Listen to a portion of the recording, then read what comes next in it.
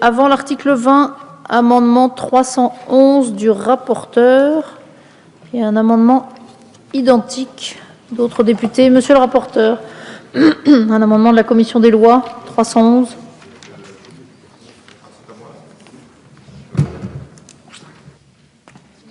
Amendement identique de Monsieur Pupponi. Oui, merci chers collègues d'être là et de porter cet amendement. Je ne vais pas faire l'historique de cette affaire. Nos amis qui sont impliqués, notamment des présidents d'associations très actives ici, et notamment le CM98, pour celles et ceux qui connaissent ces associations, militent depuis toujours pour reconnaître et honorer, si j'ose dire, les victimes de l'esclavage. Alors, c'est vrai que pour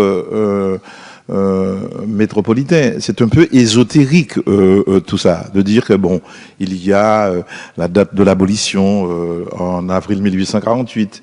Dans chacun des territoires, lorsque le décret est arrivé, il y a des dates, le 22 mai en Martinique, le 27 mai en Guadeloupe, en plus du 27 avril. Mais ça célébrait, et c'est ce qui a toujours été la demande de certaines associations, de beaucoup d'élus, de dire mais on ne célèbre que les abolitionnistes. Bien sûr qu'il faut les célébrer. Shellcher, l'abbé Grégoire et tous les autres, la Société des Amis des Noirs, et on pourrait citer même Wilberforce en Angleterre, mais qu'il faut aussi honorer les victimes de l'esclavage qui se sont battues. Et on peut citer toutes les luttes, y compris après l'esclavage, avec le Gaoulé en Martinique, ce qui s'est passé en Guadeloupe avec le sacrifice de Delgrès en 1802, lorsque Napoléon a voulu rétablir l'esclavage. Tout cela ont souffert. Et il n'y a pas de date. Alors, le 23 mai 1998, des associations ici, ils disent qu'ils étaient plus de 40 000, ont défilé ici en disant c'est au nom de la mémoire de ces victimes-là que nous défilons. Et ça a donné la loi dite Taubira. Bon, évidemment, la loi Taubira, c'est comme celle que nous sommes en train de produire, avec ses contraintes, ses forces et ses faiblesses. Elle ne permet pas de sanctionner, elle ne permet que de commémorer et d'honorer. Donc, c'est la raison pour laquelle, dans la loi Égalité et Citoyenneté, qui est un très grand texte porté par ce gouvernement, qui est toujours, je crois, en navette, qui n'est pas encore tout à fait adopté au Sénat, qui est un très très grand texte, eh bien, nous avons corrigé, si j'ose dire, les quelques déficiences de la loi Taubira. Nous y avons mis tous les crimes contre l'humanité, les génocides et les crimes de guerre. Et donc, y compris donc les crimes contre l'humanité, il y a l'esclavage. Et aujourd'hui, on vous soumet un texte, et je remercie François Pupponi, avec un ensemble de collègues de l'Hexagone, de le porter. J'ai tenu symboliquement, moi aussi, à le porter, puisque j'ai été saisi pour montrer l'intérêt de nos collègues de la métropole de choisir la date du 23 mai pour honorer les victimes de l'esclavage. Merci, monsieur le rapporteur. Monsieur Pupponi, pour défendre votre amendement. Pas grand-chose à ajouter à l'excellente démonstration de notre rapporteur. Je crois que c'est à la fois du symbole, inscrire cela dans la loi, permettre aux descendants des victimes de pouvoir honorer la mémoire, mais on le fait tous collectivement, et en particulier moi, dans les communes d'Île-de-France, beaucoup de commémorations ont lieu le 23 mai avec l'association, mais c'est aussi pour mettre un peu d'ordre dans les méandres juridiques, puisque les dates du 10 mai et du 23 mai sont en fait inscrites dans une circulaire. Et l'inscrire dans la loi, au-delà du symbole fort, c'est aussi assurer juridiquement la réalité de ces deux dates. Et donc, c'est l'amendement qui est ainsi déposé et soutenu. Et je crois qu'effectivement, c'est un moment particulièrement important.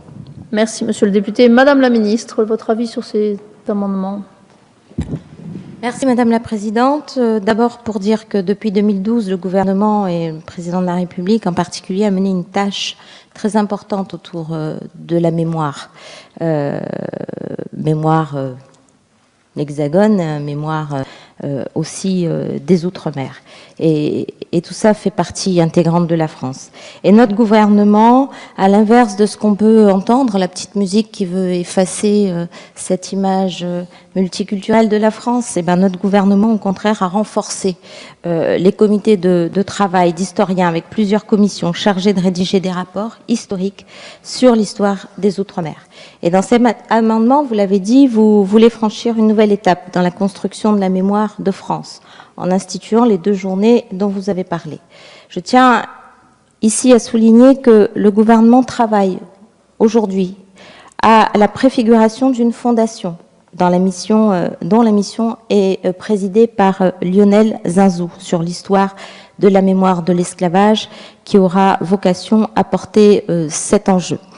Donc le gouvernement souhaite que la discussion continue sur tous ces sujets et sur ces amendements, nous émettons un avis de sagesse.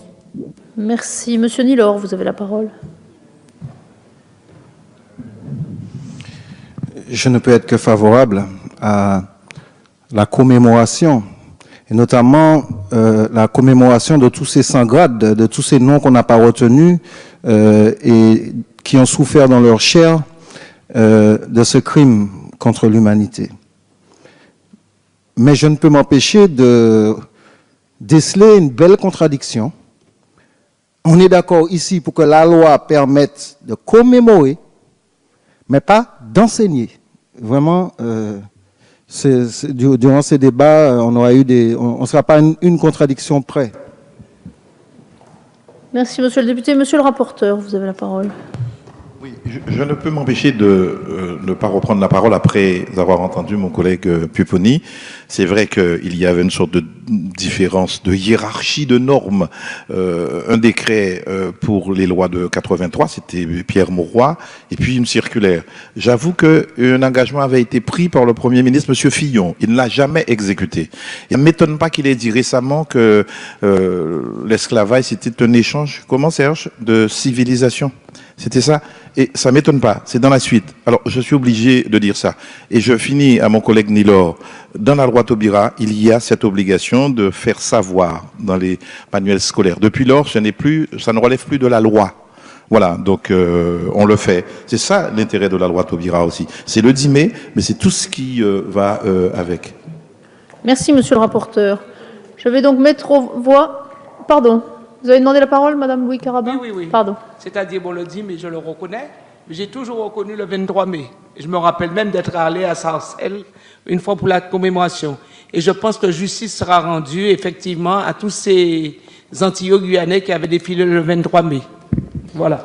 Merci, Madame la députée. Je vais donc mettre aux voix cet amendement numéro 311. Ces deux amendements identiques, 311 et 132, qui ont recueilli un avis de sagesse du gouvernement. Qui est pour?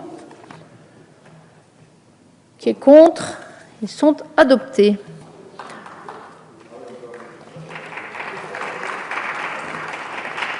Amendement 221, Madame Sage, vous avez la parole. Oui, merci. Simplement, avant de le présenter, vous dire que, en tout cas pour le groupe UDI, nous sommes tout à fait favorables à ce que nous venons de voter.